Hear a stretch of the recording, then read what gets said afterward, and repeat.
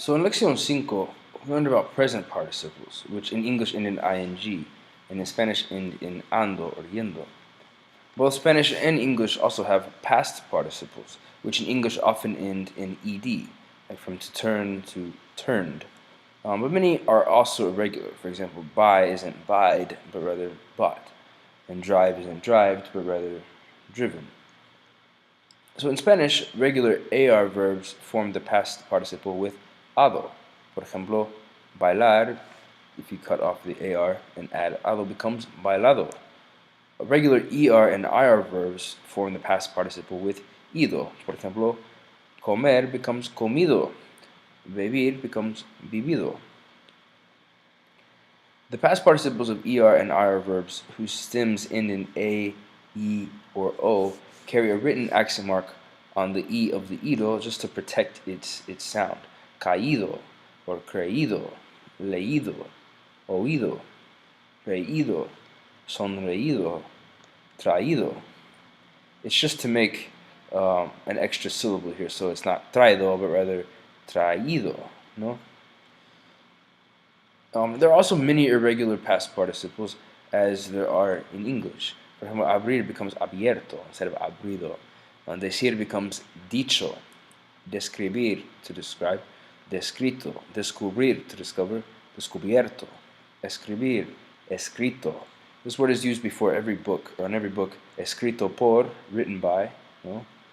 Hecho, from hacer. This is on pretty much every product that you ever see. Hecho in Mexico. Hecho en los Estados Unidos. Made in Mexico. Made in the USA. Morir becomes muerto. Poner becomes puesto. Resolver, resuelto. Romper, roto. You hear this word a lot with broken bones and things. El brazo está roto. No, it's broken en vez de rompido. No? Ver is visto. Envolver is vuelto. In Spanish, as in English, past participles can be used as adjectives. They're often used with the verb estar to describe a condition or a state that results from an action. Like other Spanish adjectives, they must have concordancia or agree in gender and number with the nouns they modify. Por ejemplo, en la entrada hay algunos letreros escritos en español.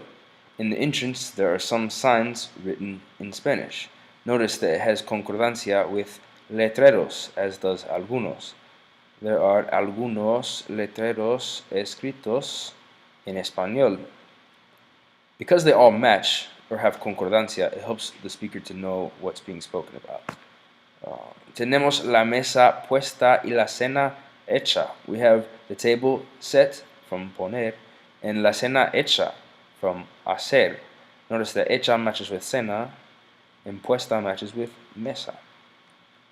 Do know that in the future chapter we'll look at these same past participles with el verbo haber, which is a helping verb meaning to have, like to have done something. And these are the same exact words that will be used with this verb to express that something has been done. Por ejemplo, he hecho la tarea. He hecho la tarea. I have done the homework. Or has vuelto a casa. Have you returned home? Has vuelto a casa.